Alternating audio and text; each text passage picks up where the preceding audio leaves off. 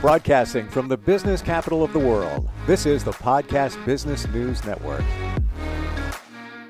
And welcome back, everyone. Holidays are upon us. And with that comes a lot of great things, but also some challenges as well when it comes to our anxiety level. Whether you realize it or not, we all have anxiety, some of us more than others. And especially when the holidays come up, there's expectations, there's people, there's situations, sometimes going to the mall, traffic, anxiety. I was at the mall over the weekend, believe me. It spikes. And I was just returning things. I wasn't even shopping. Oh my gosh. I figured people don't go to the mall anymore. Steve was way wrong, way wrong, way wrong. But it was all good. But they can spike. How do we deal with that? We are going to be talking about anxiety coping skills today with the founder of a great mental health center in Massachusetts, where they help people with this and so much more. It's called New Beginnings, and she is Sherri Alexandrovich, our Diamond of the Decade, back with us on the program. How's everything with you today? I'm doing really good. How about yourself? Good. This is a great topic. We all have it. Some of us can better manage it. Why is that? That some of us, when something presents, we don't freak, we deal, where others is like, oh my gosh, look what just happened. So I think a couple of different things play a role in that. Our coping skills, our resiliency skills, the level of anxiety, I guess our support systems, our ability to use our coping skills. I think there's a variety of different factors that play a role into why some people better manage than others. And, I think that how a person perceives that anxiety is a big one as well, because we know that some people can perceive something, in much greater impact than other people do. And so I was hoping today to maybe we could talk about just some additional coping skills that might help folks get through the holidays. I know the last couple of weeks we talked about depression, and we talked about some coping skills with that, and how to deal with people with personality disorders, and with Thanksgiving coming up. And hopefully last week we had some helpful techniques to help folks through the holidays. But with the Christmas season approaching, I know for myself, my anxiety levels are a little bit high this week as well, especially preparing to go to Ghana on Sunday for a week. So as excited as I am to be going down and be able to do some things at the orphanage, being away from work for a week is also a high stress anxiety level for me, especially around the holidays. I was just going to say, why don't you add to the anxiety? Do it around the holidays. That's a great idea. Right. And on top of it, New Beginnings is doing a toy drive with the help of the Blue Angels in Connecticut. So I will literally be doing my Christmas party on Saturday, leaving for Ghana on Sunday, coming back, and then that following weekend we're doing a toy drive for the clients at New Beginnings as well. So the next couple of weeks are going to be a little bit intense for sure.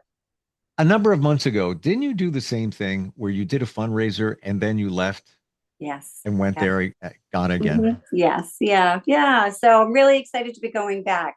This year's fundraiser, we were able to build 2 bathhouses, one for the males and one for the females. And we also are presenting the scholarship down there. And then we did the clothing drive over the summer that we talked a little bit about on the podcast, which was an enormous success. And so we had trucks bring down the musical instruments that we were able to get and all of the clothing. So that'll be a great opportunity for us to go and present that. So I'm really looking forward to that. It's going to be amazing. I'm just so excited. Beautiful. I can feel it. You know what? That's what the holidays, Christmas for sure. Really about. Yes, absolutely. 3,000%. I'm really looking forward to going down there. But that brings up anxiety, leaving and work and, preparing for Christmas. So, one of the biggest coping skills that I use is lists. I am a huge list person. So I like to put down what are all of the things that I have that are pending. And then I break down my list into more manageable parts, which are, things that I have control over, things that I don't have any control over. And then I kind of break those lists down even further for the things that I have control over. What are the things that have to get done? What are the things that can wait? And then for the things that I don't have any control over, that's when I want to use my grounding techniques and my deep breathing and the things that I use that help me personally when I'm feeling really anxious or heightened to kind of bring myself back down to center. I love what you said there in that identify the things that you have control over Mm, and you don't. Because many of us, it all kind of yeah. melds together in our minds. What about this? What about that? I got to deal with that. Oh, then there's that over there.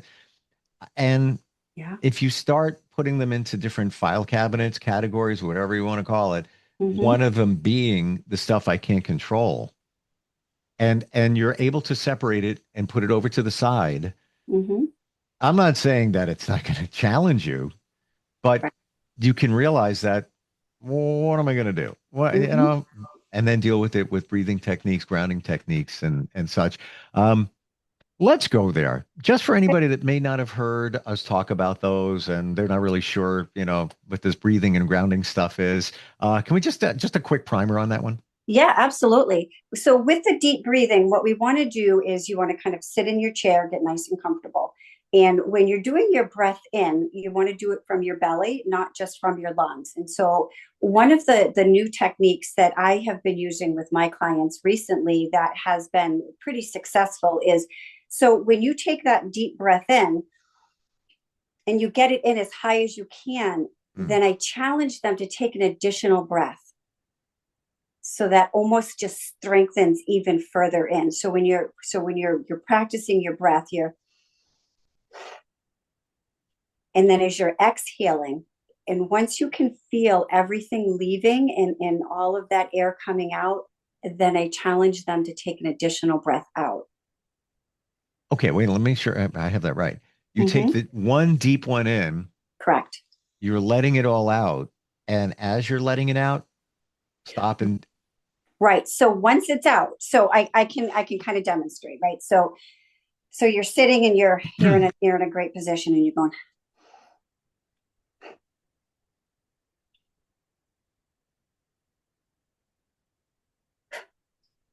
So once all the breath is out, then you're going to push out whatever excess breath that you have. And that just kind of gives you that additional moment for your body to just kind of recenter. so recap. Hmm. You take the breath in, you take an Yep. additional last second breath, Correct. and you're basically doing that same on the exhale. On the exhale. Correct. Oh. Hmm. Hmm.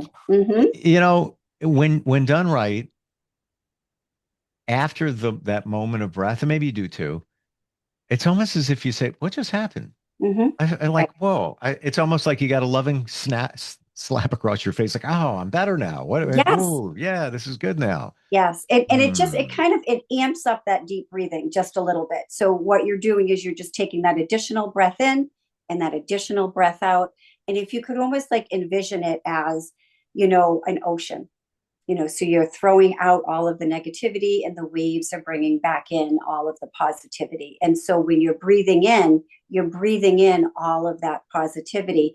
And then you're just going to take that extra breath in and just breathe in all that additional positivity. And then the same thing with the exhale, because sometimes we think we may have gotten everything out. We may have said everything we need to say, or we have acted in a way in which we thought we've gotten everything out, but sometimes there's just that little bit of residualness left, and that's kind of what that deep breathing will give you. So you're taking in that additional breath and then you're breathing out that additional extra negativity so that you can and sometimes that'll take 2 or 3 times. Last week I was working with a client who was really having a tough moment, and so what we did was we kind of sat on the ground, we got in our position, and I put my sage and my incense in, and we did that deep breathing. And as we were doing it, we were taking that additional breath in and that additional breath out. And she was really able to just kind of rebalance and recenter and be able to just, after just a couple of times of doing that, I could just feel her whole energy changing and just her ability to kind of center and be present in that moment. And then we can work on some coping skills. Then we can start talking about and targeting what is going on for you. and then break down, kind of compartmentalize what it is that was causing all of this dysregulation or causing her angst in that moment. But until we kind of regulate and ground ourselves, it's really hard to be able to use those coping skills. Is that really what's going on there when you exhale? You're letting out, call it the negative energy. Well, that's what I believe is happening for sure. I mean, and I have seen it be effective, not just personally, but with clients that I work with all the time. And, I think it's a great technique for us to be able to kind of ground us and kind of bring us back to center. Some of the other really good techniques are to get into a really comfortable chair, put your feet on the ground, and almost envision, the palms of your feet as you're pushing into the ground. You're centering and you're connecting with the earth, and you're kind of almost like putting your feet down in there, just like as a grounding technique. If you can almost like envision yourself as being rooted as a tree, and finding that stable ground. Because what happens when we're feeling really anxious or really dysregulated or out of sorts for whatever reason, our whole body starts to react that way. So if we've got some solid footing, and we can use some imagery to almost imagine being on that solid ground, then that can help us to feel just a little bit stable. Does that Hmm. make sense? Totally. And Yeah. I always thought that when we exhale, we're letting that stuff out. Mm-hmm. I want to mention in terms of anxiety, because this is trending right now, Kim Kardashian revealed on her TV show that doctors told her she has low brain activity. I Mm. believe it was in the front. What's that from? They say it is from enormous stress with her relationship. She studied for the bar exam. She had a lot going on. Mm-hmm. And with the low brain activity, it leaves her susceptible to not being able to deal with anxiety. And she gets, can get triggered and all of that. Have you ever heard of that before? Mm. So yes, I've done some research on what our brain activity looks like in terms of Kim Kardashian's scenario. I can't really speak about that because I haven't really paid a I lot of get it attention for to it, sure. to be honest with you.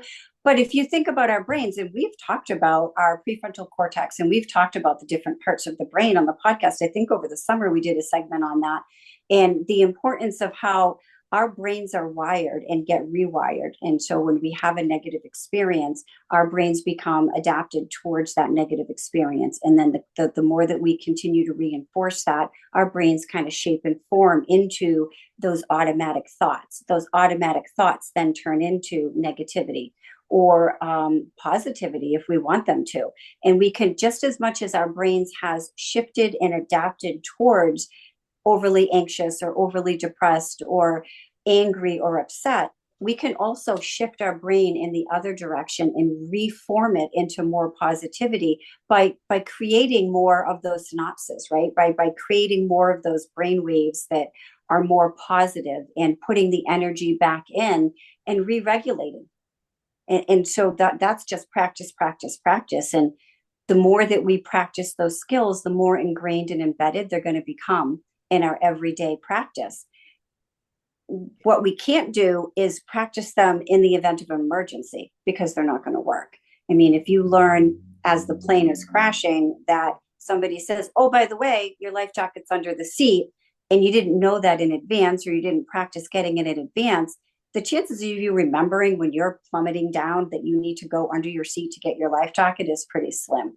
So that's why it's really important that we practice these coping skills when we're in a good, healthy place and our brains are not completely, offline. And that's why it's going to be really important. The best way, I mean, I say to my clients all the time, we can effectuate the most change when we're in a stable place. That's when therapy is the most advantageous because we're in a good place. We're not triaging, we're not in crisis mode, and we're able to really calmly take a breath, talk about some of those triggers, talk about some of those items that cause us anxiety, and then we can review what skills work because not every skill works for every person.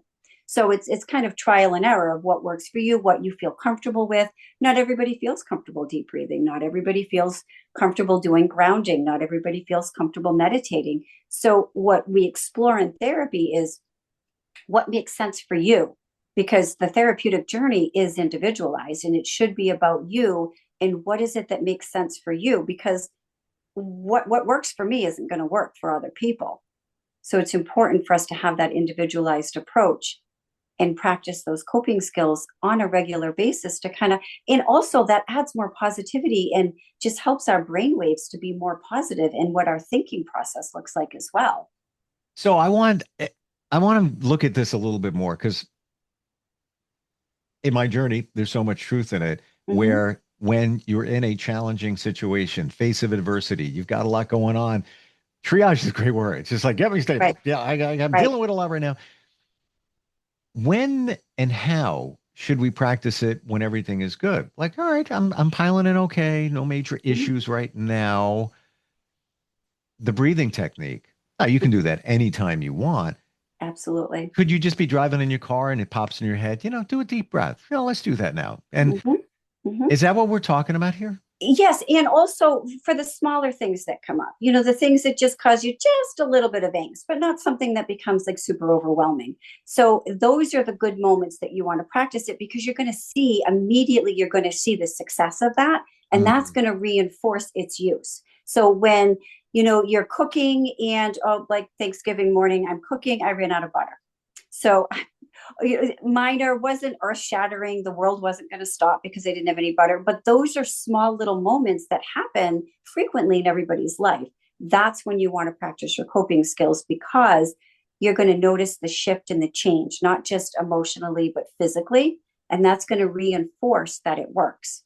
It's really hard to throw in a life jacket when you're already kind of drowning in the Yep. ocean and you're flailing about, and then you don't really know what worked in that moment, so that reinforcement won't be as strong as it would be if you're just kind of waiting out in the ocean and someone says, oh, by the way, here's a life jacket. Well, now you've got it as a safety net. You can kind of think of these coping skills. I don't know how to use a life jacket. I never. How do you pull a cord? It's supposed to Right, inflate by itself. Which one? Blah, blah, blah, blah. right. And now your anxiety is even higher, for And now sure. you're underwater. Now you're Right, under the water. And exactly. let's be honest. When the flight attendant gives you the instruction and here, pull this here, blow the Hmm. mask will come down, blow into the tube in case it doesn't Right, inflate. Ain't nobody listening to that. We zone out. We have headphones right. on. We just want to get the flight off the ground. But gosh forbid something were to happen and you're in the water. Right. And you're like, I wish I had listened. What I did wish she I'd. say? I don't know what to do because I'd never done this before. But if you Right. use breathing techniques before you Mhm. really, really, really need it, even Yeah, the grounding techniques, correct. even just taking a walk outside. Mhm. Let's say you're in a situation, even at work, you get triggered. Like, yeah, I gotta make a phone call. I'll be right back. Leave the situation. Just walk around for Mhm. 5 minutes and Mhm. notice how that can help you. Even if you're not in that Right. situation, just going out there and just realizing. Fresh air, just reset your afternoon, listening to music, exercise. There are so many different things that Yeah. work for different people. Just what all that we really want to do, right, is interrupt that moment. We want to interrupt that anxiety, that negative thinking pattern, that angry moment. We want to interrupt that thought process, and we want to implement something that's more calming. We want to implement something that's more positive, that's going to help kind of refocus and reground us. And there's a couple other ways to do that. Counting backwards by threes. I absolutely love that. Yes, so try. What? Oh my goodness, love this one. So when I was doing an internship a couple of decades ago, I was at a middle school, and one of the projects that I had was to teach the hockey team anger management. And you can imagine how receptive those teenage boys were. Not very receptive. So I had made a deal with them that I taught them the count backwards by threes, and we kind of had a little bet going on that if it worked, you could come back, and I don't know, I had to do something silly, but if it didn't work, then that, just to kind of challenge them, to engage them. I will tell you what, not one of them could come back and tell me that did not work. Not one. Wow. And when I tell you that these boys were like, you're insane. None of them were on board with this. I was like, okay, well, let's just try it, right? I mean, why not? What do you got to lose? And it makes a difference. Typically, by the time I get into the 80s, I have forgotten what it is that I am completely off the rails about. I do it when I'm driving. It can't be by one, it can't be by two, it can't be by a number that you would know. It has to be something that you're thinking about. So you start at 197 and then you continue to go backwards. The magic trick to all of this is what we're doing is we're just refocusing on something other than whatever that negative thought is. It's not anything other than that. You can't count backwards by three without really thinking about it. It's the same thing in a way, counting sheep. Yeah, Mm-hmm. everybody used to say that. Well, how you see in the cartoons and the sheep, Yes. Bugs Bunny's trying to sleep or whatever it might be. Right, right. It works because it's taking your mind off of what you're thinking about. You think about the Mm-hmm. counting. I'm going to tell you, when I can't sleep, this is like ridiculous, grown man going to admit it. I rub my upper chest. Oh, okay. I just do this, just rub my upper chest. And after a while, I don't even know I'm doing it. Like, I don't even feel the hand. I don't Mm-hmm. feel myself doing it. I just feel it on my chest. It's the weirdest thing. Call it self-soothing. And after a while, just a little that, and a little, all of a sudden I'm like, I'm going to sleep now. Mm-hmm. It works. And I know it's taking my mind. It's like counting sheep. Absolutely. And well, so a couple of things with that. It's also a self-soothing technique, and it Yeah. brings us back to infancy when we're being, that touch, that moment where we're being soothed as a child. Yep. That works as adults as well. But it's so funny that you should mention that because somebody had sent me a video this morning about exactly what I didn't read the whole thing. I had started watching it. I had started watching it and I didn't get a chance to finish it because my phone had interrupted it. But it was very similar to just kind of the touch on the clavicle bone and how it sounded exactly what you're saying. I was like, wow, that's so deja vu because somebody just sent me that this morning and I was watching the little video about it, which was saying that studies show that when you can't sleep, that this is a good technique to use to be able to kind of self-soothe and get yourself to sleep. I'll even tell you this. 2 weeks ago, I have skin cancer, been dealing with forever. And I Mm-hmm. had, I had stitches on the top of my head and on the sides. I healed, they Yeah. say, really well. You can't even really tell. And they only took the stitches out like 4 days ago. Oh, wow. When they were doing it, though, and I'm draped under the cloth. I can't see anything. I was Mm-hmm. just like, I was just doing Yeah. the same exact thing, rubbing my chest, and they probably looking at me like, "Oh, this guy's weird." Are you okay? I'm like, "Yeah, I'm perfectly fine," and just take my mind off of it. You know what? They numb you up, a little bit of pain there, whatever, Yeah. but just the visual of cutting into you, and Mm-hmm. you can feel a little bit of blood coming down, all that. And I was like, I'm Right. just gonna get out of here for a minute. I'm soothing myself, like Yeah. mom is petting me. Yeah. Right. Yes. But it works. But it works, and whatever works for you. Absolutely, it does. I mean, I was just at the doctor's 2 weeks ago. I had foot surgery in June, and it's just been an absolute horror show. So I had to get some cortisone injections in my feet last week. Ooh, ooh. And I knew what I was in for. And I'm walking in, I'm already sweating just thinking about it. I'm anxious. I'm like, oh man, I already know what this is going to feel like. So I just had to like sit in the chair and start my grounding techniques and just do my deep breathing. And my doctor and I have a pretty good relationship. We're both smart, Alex. So he's trying to talk to me, and I'm like just zoning him right out. I'm like, to talk to me, just finish Yes. the cortisone. So I just was, because I was so anxious, but I was doing my deep breathing and kind of preparing for that moment. You know what it is? Find what works for you. This Correct. stuff, what we're taught, might not find what Mm-hmm. works for you because it just brought Yeah. back a memory in terms of 2 weeks ago, being cut. Um, I started playing music in my head. Mm-hmm. Now I could have could have put on, well, I couldn't, for where it was, I couldn't Yeah. put on headphones, but uh, just thinking about certain songs, I kept playing them in my mind while they're Mm-hmm. doing it. And fortunately, yeah, the surgeon, I'm friendly, very friendly with him. It's not just anybody. Um, he doesn't talk a lot. And for that, Mm-hmm. I thank you. Yeah, because Yeah. Yeah. I'm doing my own thing. But find what works for you. What definitely works is your center and your team of Mm-hmm. professionals. And this is what you do, whether somebody's dealing with anxiety, whether it's stress, depression, that's just the beginning of all Mm-hmm. the stuff that you offer. It's newbeginningswc.com, right? Correct. Yes. Yeah. And you're in Massachusetts, but you can help anybody anywhere virtually. Yes. Thank you for today's insight. And Good luck with your travels. I wish you Oh, all the thank you. best. And if it pans out, we'll be talking to you from From out Ghana of- next week. from Yeah. Ghana. Yeah, that would be Okay. if it works, that would be wonderful. If not, Oh, we'll catch up after. all right. That sounds wonderful. All Thank you right. so All much. right. Thank you. We'll be right All back. right.